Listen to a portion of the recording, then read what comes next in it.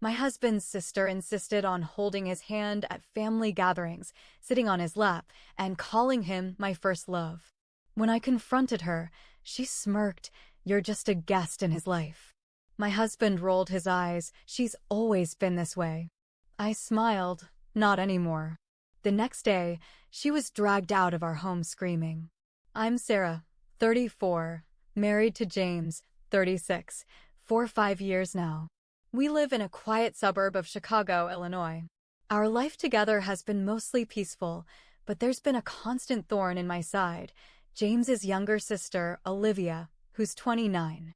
From the beginning, Olivia's behavior towards James made me uncomfortable. At family gatherings, she'd hold his hand, sit on his lap, and call him my first love. It felt off. I tried to brush it aside, thinking maybe they were just a close-knit family. But as time went on, it became harder to ignore. During Thanksgiving at James's parents' house in Lincoln Park, Olivia's actions were more blatant. She fed him bites from her plate, whispered in his ear, and laughed a bit too hard at his jokes. I felt like an outsider watching them. After dinner, I pulled James aside and expressed my feelings. "James, don't you think Olivia's behavior is a bit much?" He sighed. "Sarah, she's always been like this. It's just how she is. But it feels inappropriate. It makes me uncomfortable." He rubbed his temples. "I get it, but confronting her will just cause drama." I decided to let it go for the moment, hoping it would get better. It didn't. Christmas came, and we hosted at our place in Evanston. I was in the kitchen when Olivia walked in, wearing a dress that could only be described as attention-seeking. She leaned against the counter, watching me cook. "You know," she began, "James and I used to cook together all the time. He loved my cooking." I forced a smile. "That's nice." Dinner was a nightmare. Olivia made suggestive comments about past experiences with James, reminiscing about their childhood in ways that felt intimate. She even joked about how she was his first in many things. The final straw was when she sat on his lap during the gift exchange. After the guests left, I confronted James again. "This has to stop. Olivia's behavior is crossing boundaries." He looked exhausted. "What do you want me to do, Sarah?" "She's my sister. I want you to set boundaries. Make it clear that this isn't acceptable." He nodded. "I'll talk to her." A week passed and nothing changed. I decided to take matters into my own hands. I invited Olivia over for coffee. She arrived, all smiles, oblivious to the storm brewing. "Olivia, we need to talk." She raised an eyebrow. "About?" "Your behavior with James. It's inappropriate and disrespectful to our marriage." She smirked. "You're just a guest in his life, Sarah. James and I have a bond you'll never understand." I felt my blood boil but kept my composure. "That may be, but I'm his wife. And this needs to stop." She laughed, or what? I didn't respond. Instead, I showed her out. The next day, with James's hesitant agreement, I arranged for a family intervention. James's parents, Olivia, James, and I sat in our living room. The therapist began, "We're here to discuss boundaries and the importance of respecting them." Olivia scoffed, "This is ridiculous." James's mother spoke up. "Olivia, we've noticed how you interact with James. It's not appropriate." Olivia's face turned red. "I can't believe this." The therapist continued, "This is a safe space. We want to understand your perspective." Olivia stood up abruptly. "I don't have to listen to this." She stormed out, slamming the door behind her. James looked defeated. I didn't think it would go that way. I placed a hand on his. We tried. Days passed without word from Olivia. Then, one evening, there was a knock at the door. It was Olivia, looking remorseful. "Can we talk?" she asked. I nodded, letting her in. "I'm sorry," she began. "I didn't realize how my actions were affecting you." I appreciated her apology but remained cautious. "I hope we can move forward," she said. "So do I replied. Since then, things have been better. Olivia maintains a respectful distance, and our family gatherings are more comfortable. It took confronting the issue head-on, but setting boundaries was necessary for our marriage and family harmony. For a while, things were calm. Or at least it looked that way on the surface. Olivia kept her distance after that awkward intervention. She didn't text James as often. She didn't pop up unexpectedly at our house anymore. She even skipped the next family dinner. Part of me started to relax. I thought, maybe we'd turned a corner. Maybe she finally got it. I was wrong. It started small. Subtle. James would get texts late at night. He'd silence them quickly. I noticed, but I didn't say anything at first. I wanted to trust him. I really did. But I'm not an idiot either. So one night, around midnight, I waited until he fell asleep. I checked his phone. And there it was. A thread of texts from Olivia. Pages long. Remember our trip to the lake house? That was the best weekend of my life. Sometimes I wonder if you chose her out of guilt. You used to tell me I was your favorite person. I miss the way you looked at me when we were younger. You don't look at anyone like that now. I felt sick. She wasn't stopping. She had just gone underground with it. James didn't reply to most of her messages, but he hadn't blocked her either. In a few of them, he even sent short replies. Liv, stop. This isn't appropriate. You're making things worse. But never once did he shut it down completely. That's what killed me. He never said, I love my wife. Stop talking to me like this. He never blocked her. I took screenshots of the texts. Every last one. I sent them to my email. I needed to sit with it. The next morning, I didn't scream. I didn't cry. I made him breakfast like I always did. Eggs, toast, black coffee. Then I slid his phone across the table to him. Change your passcode, I said. He looked confused. What? You left the door open and she walked right in. Lock it. He froze. I watched his face as he put it together. You went through my phone. I didn't back down. I sure did. He put his head in his hands. Sarah, you should have told me she was still texting you like that. You should have shut it down harder. He nodded slowly. You're right. Then he did something that surprised me. He handed me the phone. Block her. Do it. I did. But something in me stayed on edge. Because Olivia doesn't lose quietly. 2 days later, she showed up at my work. I manage a small interior design studio downtown, nothing huge. I was at my desk sketching out a layout when I saw her reflection in the glass door. I didn't even turn around.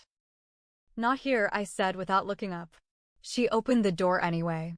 Walked right in like she owned the place. You've poisoned him, she said, voice low and sharp. He doesn't talk to me anymore. I stood up. Because he's married. And you can't act like you're in love with your brother. That's when she laughed. Like a slow, bitter laugh. You really think this is about love? You think that's what we are? I stared at her, heart pounding. Then what is it? He was mine first. You took him.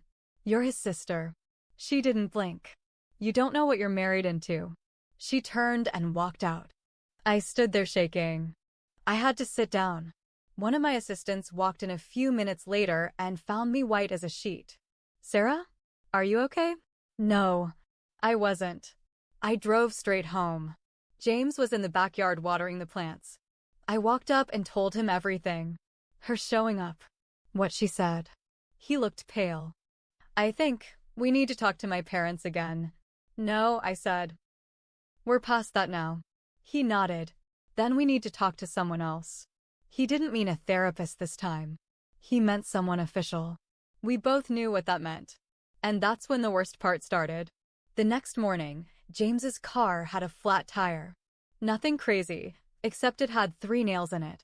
In a perfect line. Placed, not driven over. The day after that, our Ring camera caught someone trying to open the side gate at 3:12 a.m. They wore a hoodie, and we couldn't see the face clearly. That same week, I started getting hang-up calls every night around the same time, 2:30 a.m. Just silence on the other end. I started sleeping with a baseball bat under the bed. James filed a police report. We added more cameras. We told his parents, who were horrified and didn't know what to say. But Olivia? She ghosted. Didn't answer texts. Didn't show up. She disappeared. And just when I thought maybe, she was finally done, I got an envelope in the mail. No return address. Inside was a photo. James, age 17, laying on a blanket at the beach. And Olivia, curled up next to him, holding his hand.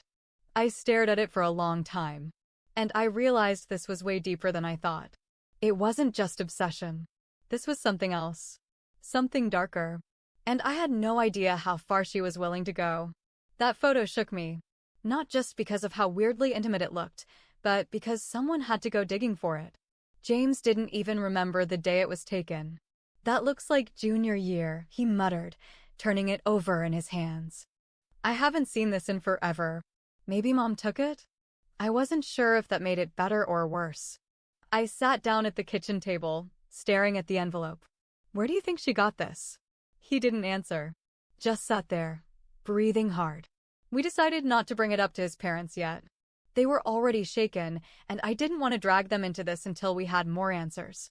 But that envelope, it felt like a warning. Or a reminder. I tried to go back to work to focus, but something didn't sit right. So that night, I went back through the old group photos James had on his Facebook.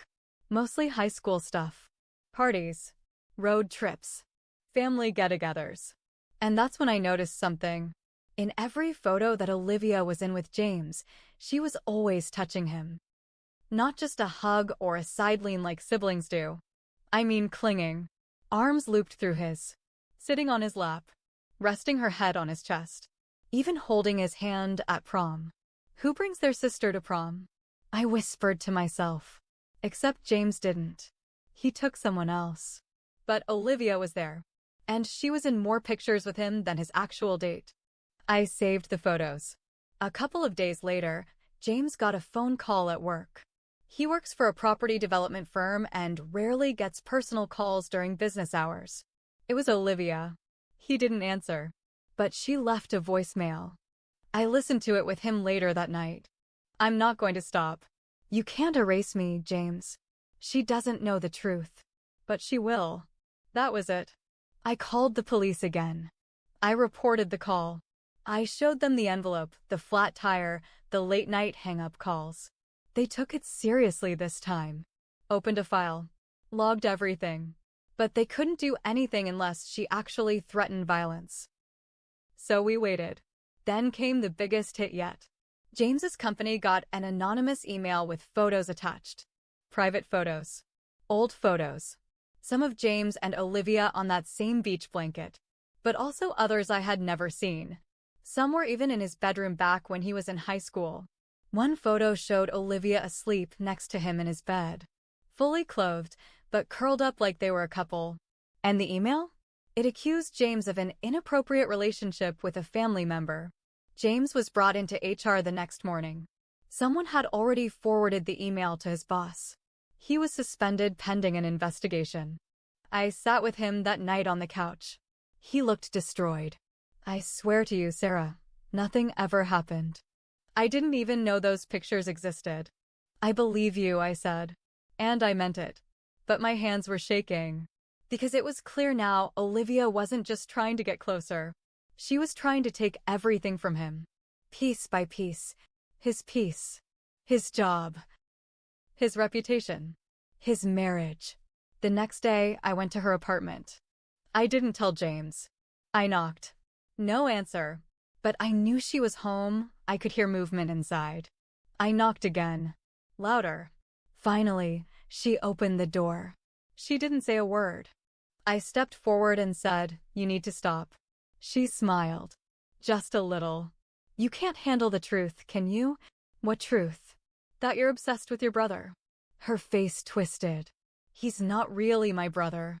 I stared at her. "What?" She crossed her arms. "Ask his mom. Ask about the adoption." I felt my blood run cold. "Liar." She shrugged. "Believe what you want." I turned and walked away. Fast. I didn't look back. That night, I confronted James. "Are you adopted?" He looked at me like I'd slapped him. "What?" "No." "Are you sure?" "Because Olivia said no." "I'm not adopted." I have birth certificates, baby photos, everything. He went into the attic and pulled out an old baby book his mom made. Pages and pages. Hospital bracelet. Birth records. His newborn photo. Measured, weighed, everything. She's lying, he said. She's twisting everything. But that lie she told, it planted a seed. The next morning, I got a text from a number I didn't recognize. Want to know the truth? Meet me. Alone. 5 p.m. Oakwood Cemetery. It was Olivia. I knew it without a doubt. I didn't tell James. I was tired of playing defense. So I went. And what I found waiting for me at that cemetery, it wasn't just Olivia. It was something buried in her trunk. Wrapped in plastic. A stack of old letters. Journal pages. Photos. And the one thing that changed everything, a DNA test. And it didn't belong to James. It was hers. And the name listed under biological sibling match wasn't James. It was someone else entirely. I stared at that DNA test in the cemetery under the pale evening light. No match. The biological sibling field? Blank under James's name. So Olivia wasn't James's sister. And she knew. She must have known for years. Maybe since they were teenagers. Maybe since they were little. But what shook me most was this.